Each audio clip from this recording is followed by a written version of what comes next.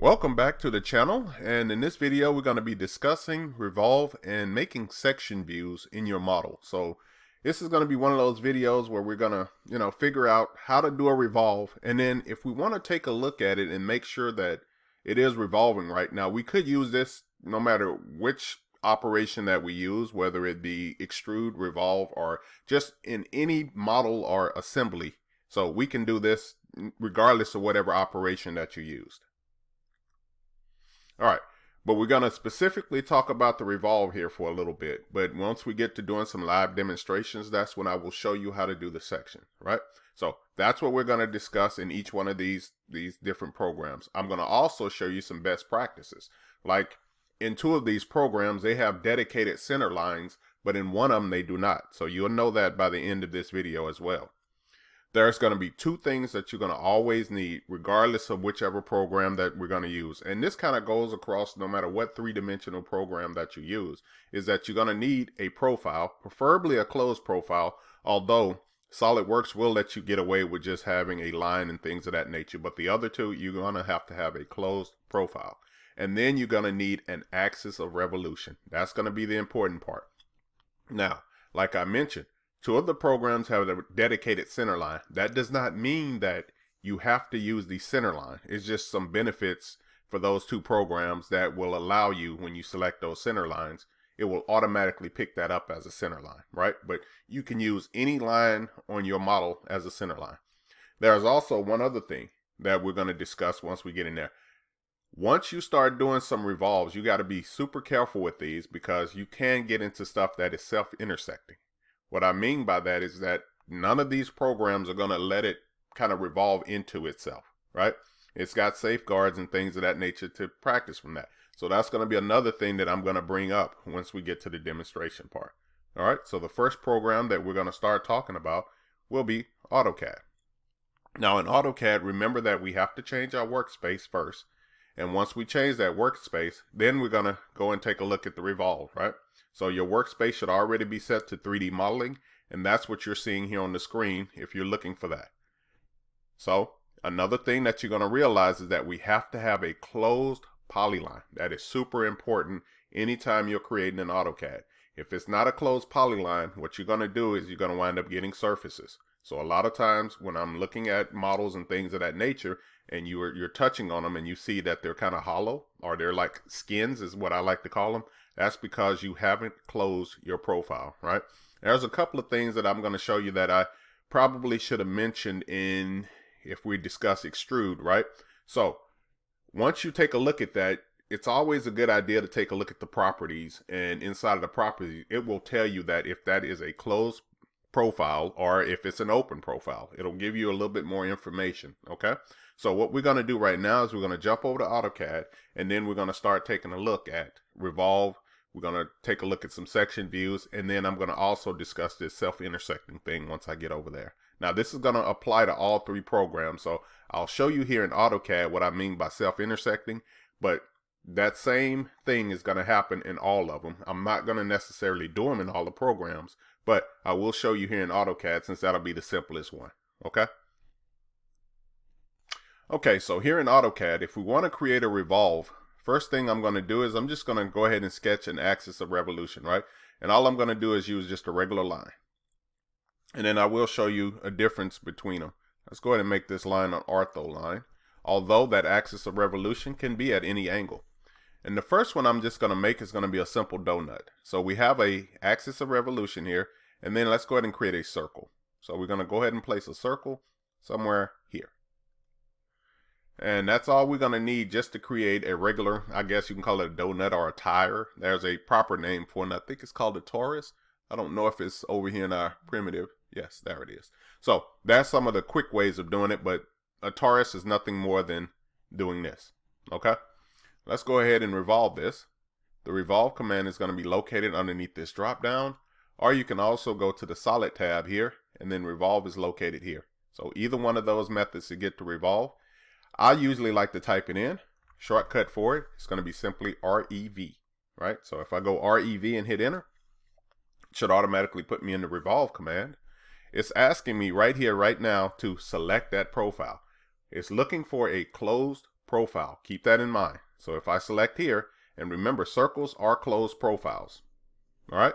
Once I'm done, you have to tell AutoCAD that you're ready to go to the next step. So go ahead and hit the enter button. And now it's asking me for a axis of revolution, right? So you need to pick 2 points on it, or you can select the X, Y, and Z axis if you have your UCS located in the right place.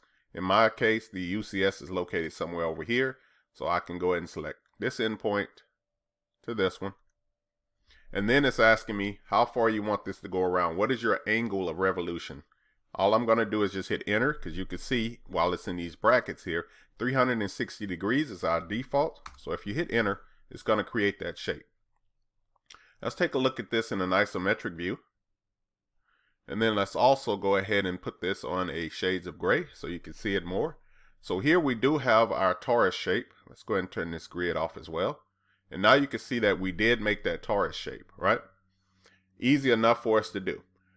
I'll go ahead and show you how to put a section plane through here, and then I'm going to end that section plane, and then we're going to start discussing a couple of more things in here, practices that you got to be careful with here in AutoCAD. All right, so if I want to put a section plane through here, I'm going to select here, and now on the command line it said, hey, give me a face. This doesn't have any faces, or give me a point of where you want to create that line at, right? So I'm just going to select that endpoint here, and then I'm just going to go right across to that midpoint. And you can see that it did put a section in here. Let's go ahead and rotate this around. So I'll go ahead and select this orbit command here, and then I can take a look at this, right? So you can see I'm looking right on the inside of my torus here. You know, kind of neat there. You can look at it. So if you got a more complicated part, you can cut through it and, you know, kind of do some other things of that nature. All right, let's escape out of that command. Now, to end this, you have to go to this section line here, and then just simply delete it, and then your section is gone. Okay? Let's go ahead and take a look back here at the top view, and then I'm going to create another shape here. Okay. Here's that self-intersecting thing that I was going to tell you about. So, once again, I'm going to start off with the axis of revolution, and then I'm going to go ahead and create a rectangle this time. So I'm going to go a rectangle right across here. All right?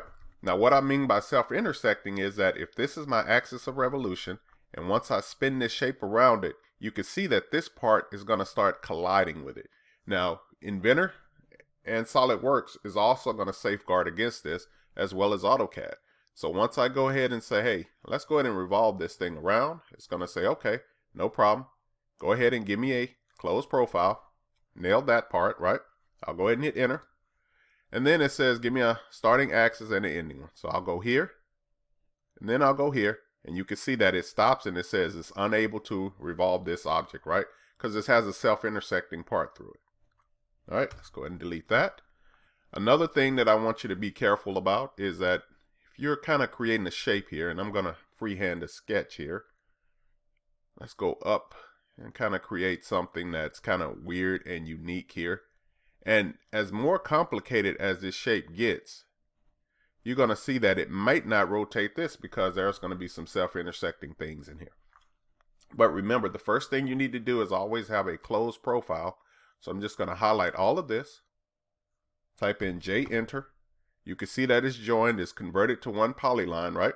Another thing that I was telling you about, if I select this and do a right click and go to the properties, once this property box opens up, it's going to tell me here at the bottom of it if it's a closed profile, right? So it says a polyline here at the top, and is it closed? It says yes, right? If it was open, it would say no here. And you can select this drop down and tell it to be yes, and it will try its best to close it. All right, let's go ahead and take a look at this, and let's see if this will revolve. Now, I'm guessing it won't because it does have some self-intersecting things, but you know, I may be surprised here. All right, so let's go ahead and take a look at it. And let's select the revolve command here. We're going to select our closed profile. It's going to be here. Let's go ahead and hit enter.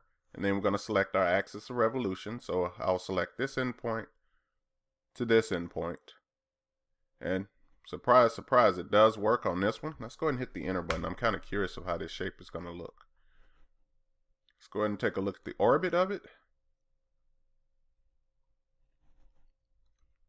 And then we're going to kind of rotate this thing and take a look on the inside. Okay. Well, that's kind of neat how it built that.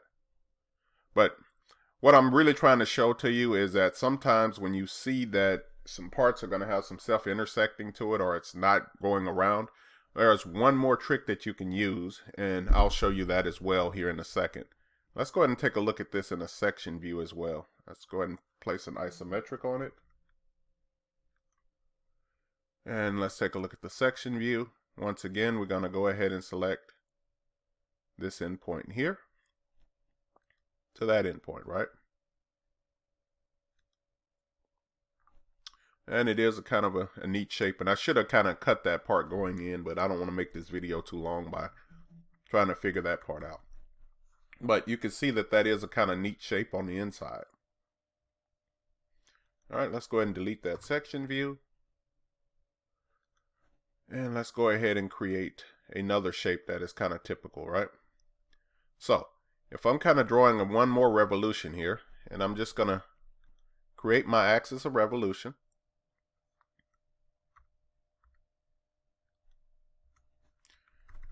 And then I'm going to go ahead and draw my shape now. And this is a common mistake that people do, is that they'll go ahead and create their shape. And once again, I'm just kind of freehanding this, and I'm using it with regular lines. And then they go, okay, let me rotate or revolve this thing. And once again, this happens also with the extrude command or the lofts and things of that nature. This is one way that you will make those skins, is what I was talking to you about. If I revolve, and then I select here, hit enter, I'll go ahead and select these two endpoints, and I'll hit enter. So it will create a three-dimensional shape, right? The only difference of this one is that you can see when I select it, it's kind of checkerboard. And then if we put a section between here, we should automatically get something that looks a little bit weird, right? Let's go ahead and rotate this around. And you're going to see that this thing is indeed kind of hollow, right? It's a skin shape. It has no thickness to it. It has no volume to it. It's just surfaces is a better term to use for that. Okay. I'm going to unback a few bit and kind of show you another kind of trick here that you can use, that if you create something, what you can do in order to fix it. So let's kind of go backwards a little bit here. And I'm just hitting the undo button here at the top if you're curious about it. All right. So if you had a complicated shape, and this is really not a complicated shape, but let's take in consideration that maybe you created something that is kind of super weird and you forgot to, for lack of a better term, join it. But there is a quicker way where you can join things, and the command for that is called boundary. So it's just BO, hit enter. And then what the boundary command does is that it allows you to go ahead and pick a point, and then here is the outcome it's going to make is a polygon, right? So if I go here and I select pick point, and I go right on the inside of this, it's going to pick this and create this shape. Once I hit enter, you're going to have two shapes here, right? So I have the polygon here, which is the original, which is the polygon that was created by the boundary command, and I'm also going to have those lines underneath here. So what I'm going to do is I'm going to select both of these, and if I go to move now, and I'll just go ahead and move this up, you'll see that I'm left here with those four lines. But once again, there's a benefit to doing the boundary command, is that the outcome of the boundary command is that if we take a look here underneath the properties, it creates a polyline for us, and it is closed. So that's one of those commands that you can use, that if you have a complicated part, it's not revolving, give boundary a try, right? So that's about all I can kind of say about AutoCAD program. It's super simple. One other thing that you're going to realize is that that axis of revolution, and I hope you saw it in these other examples, is that it does stay. So these lines that I use as an axis of revolution, they are going to stay there. You have to physically delete them if you want those axis of revolutions to leave. Okay? All right. Okay, so next what we're going to be discussing is Inventor. So Inventor's Revolve command is located on the 3D modeling one. But remember here we have a dedicated sketch, and then we'll do the revolve.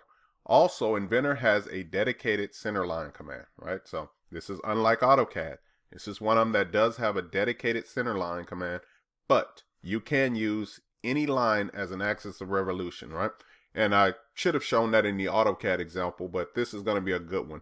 If you do use one of the lines that are close to the profile, you're not going to have a hole in the middle of it. Okay, so I will show you that one here. So I'm going to create a couple of different models in here. I'll show you the first one where we did like the Taurus shape, which is super simple. And then we'll kind of create another shape. We'll undo that shape, and then we'll create another one where the axis of revolution will be part of the sketch. And you will see the difference between that. Now this is going to also work for all three programs. Just remember that when we create a revolve, it's going to be a cylindrical object, and if you want a hole in the middle of it or not, that's going to determine if you're going to have that. And you'll also see that if you do any of the examples. So all of the examples that you're going to see, there's going to be some examples where there is a hole in the middle, and there's going to be some examples where it's going to be totally closed. So you're going to see that when you do that. All right, so let's go ahead and look at Inventor. Okay, so here in Inventor, remember we have to start off with a sketch. So unlike AutoCAD, Inventor and Solidworks, you do have a dedicated sketch that you must create. And then you can kind of create the other shapes from there. So let's first start off by clicking on the sketch icon here. And we'll just go ahead and place it on either one of these. All right, so the first thing I'm going to do is just draw a line. And I don't have to really create this with a line. I usually like to keep my axis of revolutions exactly where my UCS is. So I can either choose to draw a line here, or I can project in the y-axis here. I'll expand the origin, and now I'll just use the y-axis. Now what I mean by this is it's going to have a dedicated center line, is that I'll select this line. If I do a right click, I can choose, make it a center line. Let's see if it's here. And I don't see it here in the right click option. Okay, no biggie. As long as I have it selected, it's located right here at the top. So if I make this a dedicated center line, what it does for Inventor is that it gives you some more options here. So if I create a shape, and I'll go ahead and create a rectangle here, is that when I go ahead and put a dimension onto this, let's go a dimension from this line to here, you will see that it will make a diameter dimension for us, right? So this is one of those neat things I do like about Inventor as opposed to Solidworks. Solidworks, I have to do a little bit different things to get this diameter symbol to work. But in Inventor, it's just as easy as if you have that line and it sees it as a center line, it will assume that you're going to make a diameter dimension. If I'm not mistaken, and I may be, let's see, you should have the option to change that. So I selected those two again. I think if you choose a right click on it, and we can make it a, let's see, I got to remember where it is here. Let's see, it may be linear. Okay, yes. So you can turn the linear off and then just make it just a regular linear dimension between here. But I'll go ahead and turn that back on since I typically like to make a diameter symbol. And you'll see the beauty of this is that when I go to finish this sketch and I hit the revolve, it automatically sees a profile as well as seeing an axis of revolution. So it'll do a lot of the steps for us automatically. It says, hey, I see that. I'll click here, and boom, it happens for us, right? Too simple, too easy. If I want to put a section between here, the section should be located underneath the View tab here. And then you're going to have this little section here where it says Quarter Section View. If you click the drop down here and I choose Half Section, now it's going to ask me, hey, go ahead and give me a plane that you want to cut through or something that you want to look at. I'm going to choose here, and I'm looking at my UCS here at the bottom corner, and it has X and Y. I'm going to go ahead and choose this X and Y, and you're going to see that it does cut through. It also has an active way of doing this, and I can drag this, and I can kind of also see exactly where it's sketching at from any point. I can get a little bit more accurate and place an actual number in here if I need to. Now, I also could do this exact same thing in AutoCAD. Most people don't put a section view in their AutoCAD when they're looking at it, but yes, you can do this exact same thing in there because this arrow is going to exist. Exactly what you're seeing here is going to happen in AutoCAD. So what you're seeing is going to be translated to that program since both of these programs are made by the exact same company. So that's one of the features I forgot to show you when we were in the AutoCAD example, but it still works the same, right? So I can drag this around and I can do this, and I say, okay, that's what I want to look at. I'll go ahead and hit the check mark. And to get out of the section view, you have to come here and then you just tell it to delete the section view. Okay? So that's one way where you can kind of take a look at a section, and you can choose whichever plane you want. And in here you have a little bit more control. You can do a quarter section by selecting two planes and then you'll get a little bit more information, right? So you can determine how little or more that you want. All right, let's go ahead and undo this real quick. So I'm just going to go undo, and I'm just taking a look back at my sketch here. All right, let's go ahead and turn this around. And let's assume now that I wanted to do something a little bit differently. I'm going to have this sketch here, and I'm going to place this line here right at this point. The way that I'm going to do that is I'll go ahead and use a coincidence. So I'll go to coincidence, select this line here, and that point, it'll snap over there to it. And now you will see that I do not have an axis of revolution defined, right? There is no axis of revolution. I deleted it, but I'm going to use this line here as my axis of revolution. So when I go to finish, I'll go to revolve. It'll pick up the profile for me, but now it's saying, hey, go ahead and select me an axis. All right, so I'm going to say, hey, spin this thing around. Let's make it a little bit even more creative. Spin it around there, and it will take that and say, okay, I can do that for you, right? And you can see that there's no gap with that axis of revolution, so it's just going to be a solid shape. All right.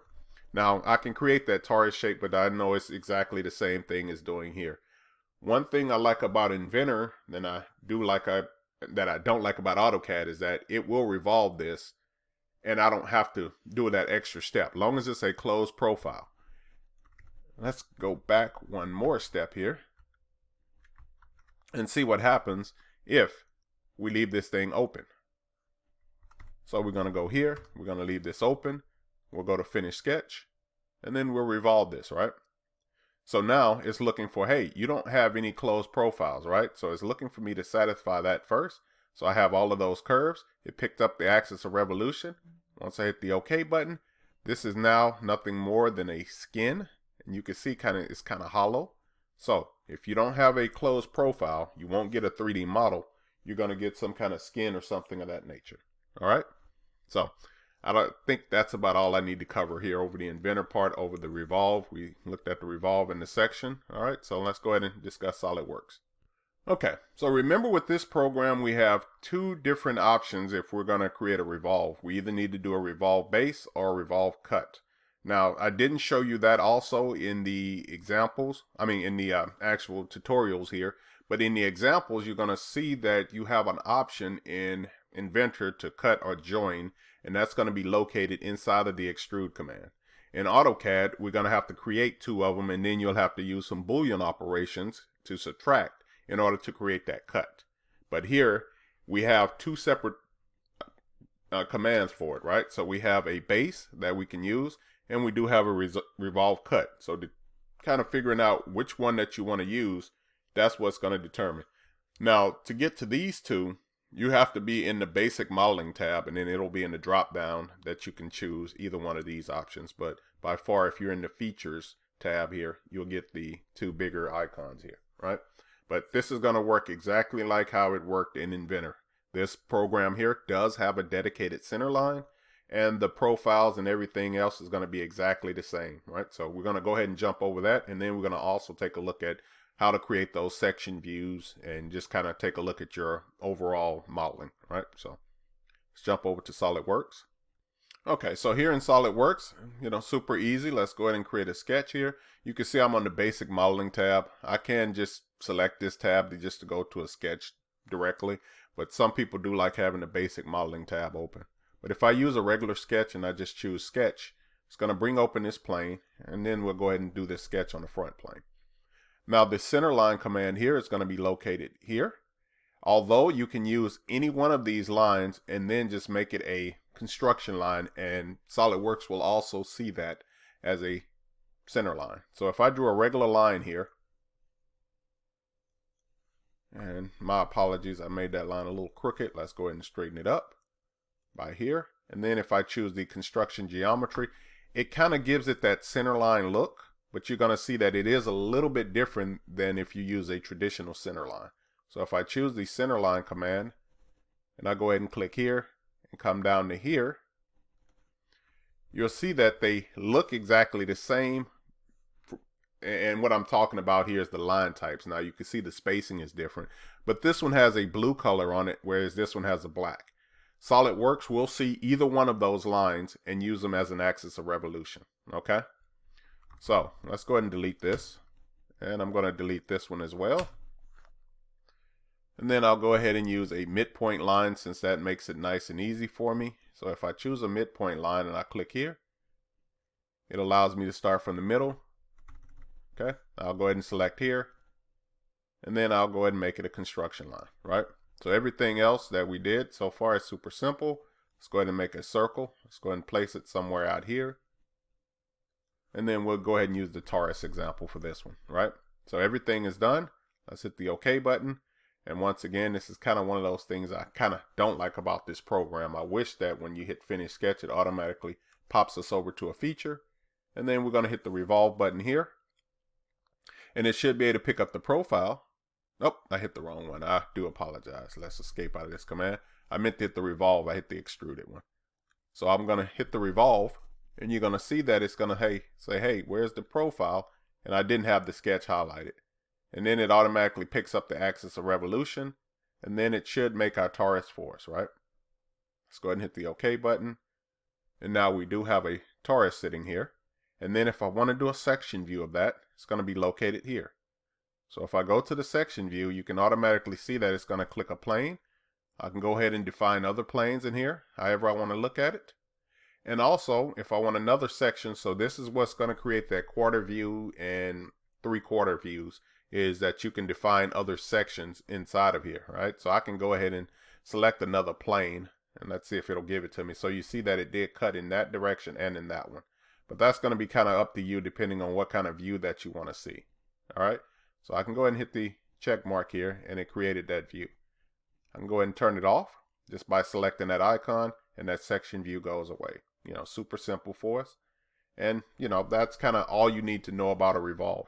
The more important things that you need to look at is just, you know, which program and how they're going to treat them. All right. Okay, so here at the end here is that some of the best practices that I can give you is keep your sketches as simple as possible. Don't try to do too much in a Revolve. Basically, what I mean by that is that if you have a complicated part, sometimes it's easier to do multiple revolves and join them together if you're using AutoCAD, or just keep adding them to it, as opposed to trying to make a super complicated sketch and do it all at once. And that's going to go for any of these programs. Use constraints and dimension if possible. Now, I'm referring to the Solidworks and Inventor program when I do that. Remember that AutoCAD, you have to be exact going into it. So you have to create the exact dimensions when you're creating it. Don't be afraid to use the boundary command. If you got something that is not working, and I'm talking in AutoCAD, by all means use the boundary command to make that profile for you, and make sure everything is joined when you're using AutoCAD, right? Closed profile is a happy profile, all right? So, and then lastly, you know, always kind of look at your drawing and think about it in some kind of aspect of it, of how you want to create this. You know, it's kind of going back to what I'm saying here in the first bulletin here, is that the simple profiles are ones that you can create, and it might take you a few more steps until you get used to using either one of these programs. You're going to start seeing that the more you use them, then you can kind of figure out what's going on with them. If it's self-intersecting, or if something is doing something super weird that it's not going to allow it to do it, right? So I want you to keep all of that stuff in mind. Just remember that each one of these programs are going to act exactly the same by you need an axis of revolution, whether it be part of the shape, and you're going to need some kind of profile, preferably closed if you're creating a 3D model, unless you're using Solidworks, because they do have that thin feature into them where you can give it a thickness and it will revolve around it. But you've seen in the other programs, if you don't do that, it will make a surface. All right, so I think that's probably about all that I need to discuss on this. You know, go ahead and take a look at some of the examples, and hopefully that should clear up anything else that you have about the Revolve command. Okay, so thank you for watching this, and enjoy.